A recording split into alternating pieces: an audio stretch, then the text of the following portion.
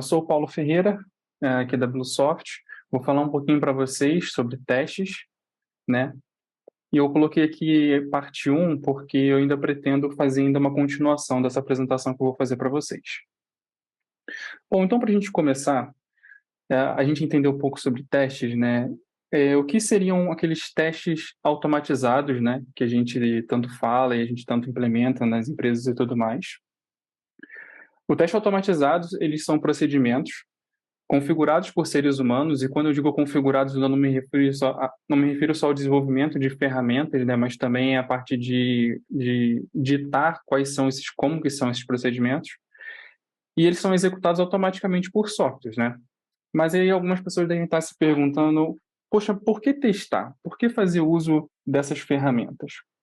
Em 2002, um estudioso chamado Alexandre Bartier, ele estava fazendo um estudo a respeito de softwares e testes, e ele fez um levantamento sobre sistemas que começavam e não terminavam. Nesse levantamento, ele percebeu que 70% eles não chegavam até o final, né? Não entregavam o que eles pediam, ou chegavam a um ponto de ficar muito custoso aquilo e falhavam.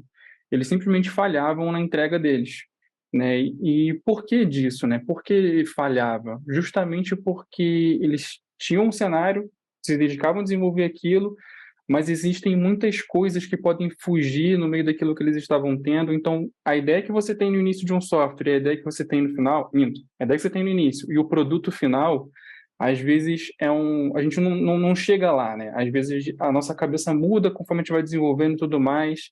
Então, a gente precisa ali de algo complementar para ajudar a gente nisso, para a gente ter um pouco de qualidade naquilo que a gente está criando.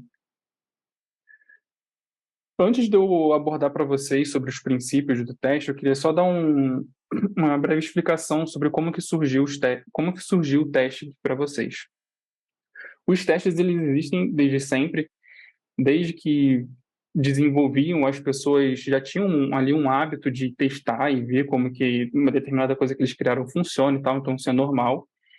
Só que foi por volta ali de 1950, 1957 que as pessoas começaram a entender aquele teste como algo que tem todo o desenvolvimento e algo que precisaria ser talvez estudado um pouco mais, estruturado um pouco mais. Então, ali por volta de 1979, a gente tem ali como se fossem os 10 mandamentos dos testes. Na verdade, é apelidado de 10 mandamentos de Myers, porque quem criou esse livro, A Arte de Testar o Software, foi esse Glenn Myers, e ali ele dita ali 10 princípios para a gente poder saber o que seria um bom teste, como que nós poderíamos organizar os testes dentro de um software. Inclusive, tem ali algumas ideias, como, por exemplo, sempre ter uma segunda pessoa para testar o código que nós fizemos, e várias outras coisas. Ali por volta de 1980, 1991, a gente já pega esses testes, que já começa ali a ter uma base um pouco científica, né? A gente já tem ali algumas ideias, alguns princípios de teste, e a gente começa a trazer isso para a empresa. A gente começa a transformar aquela ideia de testes em qualidade para a empresa.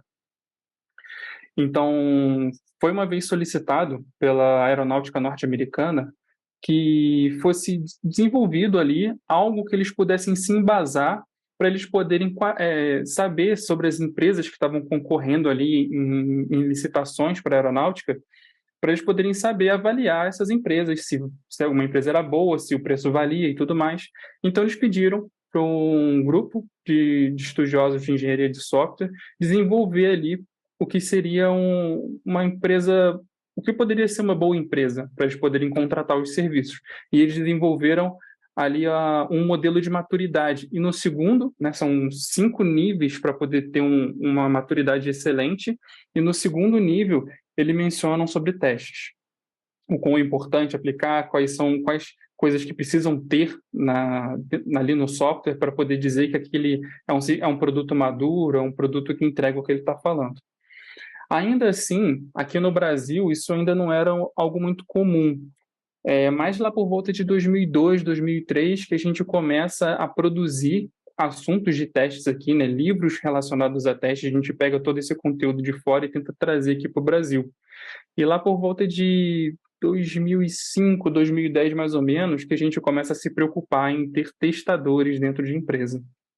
inclusive só para efeito de curiosidade, essa relação que nós temos de bug com erro no sistema, existem várias teorias que fazem essa relação, mas tem uma que ela é a mais comum, que ela teria vindo do criador do fonógrafo, né, o Thomas Edison, que é o fonógrafo, para quem não sabe, é aquele aparelho de disco, né, que você tem uma agulha, espeta uma agulha em cima do disco e conforme a agulha vai passando por certas fendas, ele vai criando ali uma melodia, criando uma música. E a princípio, sim, na teoria, teria alguma vez pousado ali algum inseto, algum bug, e quando a agulha passa por cima do inseto, teria provocado ali um erro na música, uma falha na música, né? Então, assim, essa associação de bug, inseto com falha no sistema, a teoria mais aceita é que ela teria vindo disso, do Thomas Edison. Então, só para a gente ver uma coisa, os testes, eles são os trabalhos, o teste ele é um trabalho do ser humano e um trabalho da máquina, né?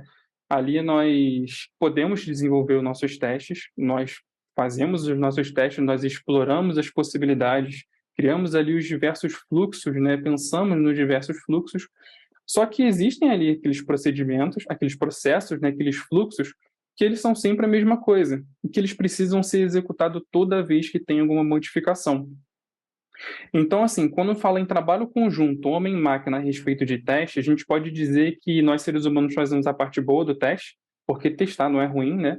Nós fazemos a parte de explorar, nós fazemos a parte de desvendar ali as possibilidades e etc., de estudar aqueles cenários, e a máquina faz a parte chata, que seria repetir aqueles testes inúmeras vezes, toda vez que for necessário.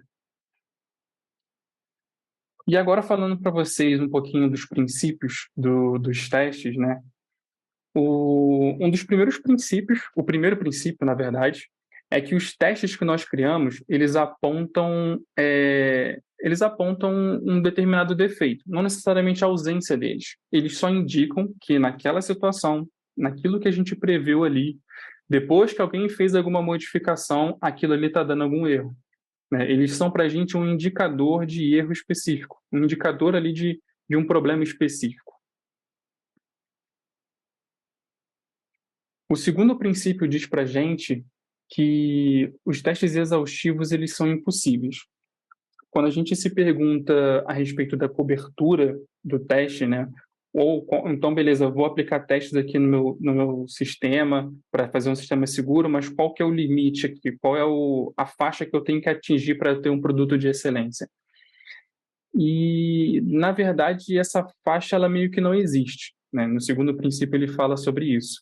A gente não consegue. A ideia que a gente tem ali de atingir 100% de cobertura do código, se eu tiver 100% das minhas linhas passando por algum teste, então eu tenho 100% de cobertura, eu tô com um produto excelente. Na verdade, não funciona bem assim. Os testes, eles avaliam fluxos, procedimentos, coisas que estão muito além do que só aquele código que nós criamos. Então, assim, nós vamos ter surpresas. Não tem como nós atingirmos 100%, mitigarmos ali 100% dos problemas que podem vir a ocorrer.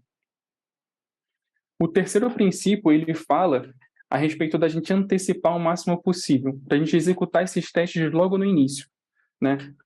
Nesse gráfico que eu estou mostrando para vocês, nós temos ali na linha azul o que seriam. Imaginem que a gente está desenvolvendo um sistema, né? E ali nós temos as fases, né, de testes, que eu vou falar para vocês outro momento, mas seria ali como se fosse uma linha do tempo, desde o lado esquerdo no início até o desenvolvimento final, que release seria já a entrega daquele produto. Logo no início, nós temos ali a linha azul com uma injeção de defeitos grande, seria a gente produzindo ali em massa todos os testes que seriam necessários e já implantando logo no início todos os testes que nós podemos. E vocês podem perceber que esse é o melhor momento, porque a linha vermelha que mostra para a gente o custo que seria para a gente poder reparar aquilo é um custo muito baixo. Nós ainda estamos no início do código, então não tem melhor momento para a gente poder corrigir um cenário, para a gente poder se precaver de um problema do que naquela hora. A linha laranja, ela já mostra para a gente o que seriam ali as falhas que as pessoas não tiveram ali uma previsão, né? e que venha a surgir, isso é normal, isso acontece. Conforme nós vamos evoluindo, nós vamos amadurecendo mais ainda a ideia do software que a gente está criando, então isso é normal. Mas como nós já tivemos lá no início um trabalho bem mais... nós já criamos um volume grande ali de testes, nós já nos precavemos de grandes problemas logo no início, os problemas que vão surgir no futuro eles são menor, né?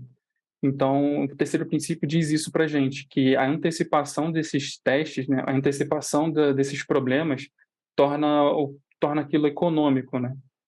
A gente economiza tanto tempo quanto dinheiro em a gente corrigir esses problemas antes. O quarto princípio fala a respeito de agrupamento dos defeitos, que seria o seguinte: inclusive é feita uma associação desse princípio com o princípio de Pareto, faz ali uma associação de 80 para 20 e 20 para 80. Quando nós vemos ali uma grande quantidade de problemas, né, muitas das vezes aqueles problemas eles estão relacionados a uma parte pequena, né? Então, ali, se nós aplicarmos 20% de esforço em corrigir um determinado problema, a gente teria 80% de resultado que nós iríamos corrigir vários outros pontos. Então, é importante nós agruparmos esses problemas. Quando nós temos assim vários defeitos e tal, a gente agrupar isso, porque provavelmente é uma solução única para tudo. Para tudo não, né? Para aquele grupo. O quinto princípio já fala do paradoxo do pesticida, que é o seguinte: é normal que mesmo depois de ter um produto pronto, as coisas mudem, os procedimentos mudem, os clientes mudem, as tecnologias mudem, a segurança mude, tudo muda, né? Aqueles testes que nós criamos, aquela bateria de testes que nós criamos no início, ela também vai passar em constante mudança, né? Ela precisa acompanhar toda essa evolução. Inclusive, às vezes, se a gente tem ali um procedimento novo e a gente não se preocupa em atualizar ali a nossa bateria de testes, pode acontecer de ter um novo problema ali e aquele problema vir a surgir e causar algo maior, né? Um defeito maior no nosso produto. Então, o paradoxo do pesticida fala a respeito disso.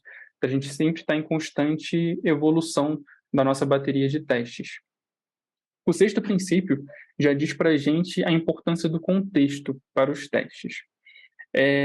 Por mais que a gente pense assim de alguns cenários, alguns códigos de teste que talvez nós pudéssemos aproveitar, né, para várias situações, isso é algo muito específico, né?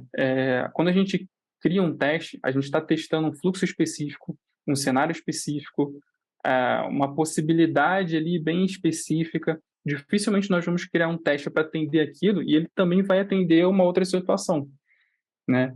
Então, assim, os testes que nós criamos, os testes de unidade e tudo mais, são algo bem singular daquilo.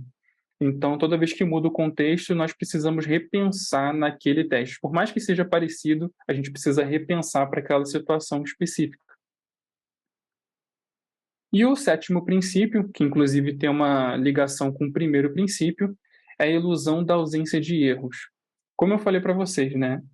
O bug ele diz para a gente quando tem um erro em um determinado ponto ali. Mas e mesmo que a gente crie vários, não quer dizer que eu não vá ter novos erros, não vai ter novos problemas. Então, ele diz a presença de erros, mas ele não fala sobre a ausência deles. A gente sempre pode ter uma surpresa nova, né? Inclusive, isso também tem ligação com relação a 100% de cobertura de código, né? Isso não é verdade. E só concluindo o assunto aqui para vocês, uns pontos importantes, né, a respeito dos testes, que é essa questão que eu falei para vocês, né, da detecção de bugs com o máximo de antecedência, a importância de a gente se precaver o máximo possível e criar o máximo de testes possível logo no início. Isso vai fazer com que a gente crie ali uma base, né, de códigos que estão funcionando, estão atendendo às nossas expectativas, e conforme nós vamos criando isso, inclusive, numa outra oportunidade eu posso falar para vocês sobre a pirâmide de testes, que é justamente isso. Conforme nós vamos evoluindo no código, nós vamos construindo mais coisa em cima dele, se as pequenas unidades ali estiverem funcionando bem, a base estiver funcionando bem, as próximas partes de código que dependem, né, de mais de um componente, de mais uma funcionalidade, elas tendem a funcionar bem também. Como eu falei para vocês, não existe 100% de cobertura dos testes. Sempre podemos ter ali uma situação nova, algo novo para a gente poder, que a gente precisa avaliar. E uma coisa para ficar na reflexão de vocês, que inclusive eu cheguei a fazer essa apresentação ainda para um rapaz de testes, e ele me fez uma pergunta muito curiosa, que é o seguinte: você saberia responder qual é a diferença de falha, defeito e erro? Inclusive, a resposta dessas três palavras tem a ver com o que eu falei para vocês a respeito da 100% de cobertura. Porque é o seguinte, o que seria um erro, né? Um erro, ela é a diferença de um resultado obtido e um resultado esperado. Às vezes, acontece daquilo não se manifestar no sistema. Por mais que aquele erro exista, ele está lá no código, é algo que deveria ali... a gente está na expectativa de acontecer uma coisa e aquilo não aconteceu, então significa que aquele erro ele ainda não se tornou um defeito no nosso sistema, ele ainda não apareceu. Ele está ali, mas ele está oculto, na parte de baixo ali ainda, né? Só esperando algum usuário chegar a utilizar aquilo ali e esse erro vir a apresentar um defeito. E a falha é justamente quando o sistema ele precisa atender um objetivo com aquilo e aquele erro que depois veio a aparecer se tornou um defeito e aí aquele defeito causou um desvio do que seria esperado daquele sistema, aí sim ele já se tornou uma falha, né? Isso é algo para a gente refletir, e a gente vê assim que, na verdade, esses pequenos problemas, eles acabam evoluindo até um ponto de chegar no usuário e causar insatisfação do usuário. E uma outra coisa importante é o seguinte, né? Que como aconteceu lá na história dos testes. Os testes, eles começaram ali como sendo uma simples boa prática de você testar o que você está fazendo, de você ver se aquilo que você está fazendo realmente está funcionando, até ele se tornar ali uma coisa de ciência, algo que você pode estudar e depois ele trouxe aquilo para empresas. Então vocês podem ver que aquilo é algo muito importante. É uma das coisas fundamentais para a gente ter um produto de excelência. Inclusive, é por esse motivo que naquele livro lá de maturidade, né, naquele modelo de maturidade, ele é abordado, né, os testes são abordados ali, porque eles são uma garantia, não exatamente uma garantia, mas eles são ali uma tendência de bom produto que nós estamos criando. Eles são ali uma ferramenta importante para a gente dizer, olha, pode até ser que a gente não vai entregar para vocês o melhor sistema do mundo, mas com base em todos esses testes que nós fizemos, com tudo isso aqui funcionando, a gente pode dizer que a gente está chegando bem próximo disso. Então, é isso. Queria agradecer a todos vocês por terem disponibilizado esse espaço para estar falando para vocês e todos vocês que vieram aqui ouvir. Eu deixei aqui também, depois eu posso compartilhar com vocês, eu deixei aqui no Notion um link com todas as fontes que eu utilizei para esse conteúdo. E é isso. Muito obrigado.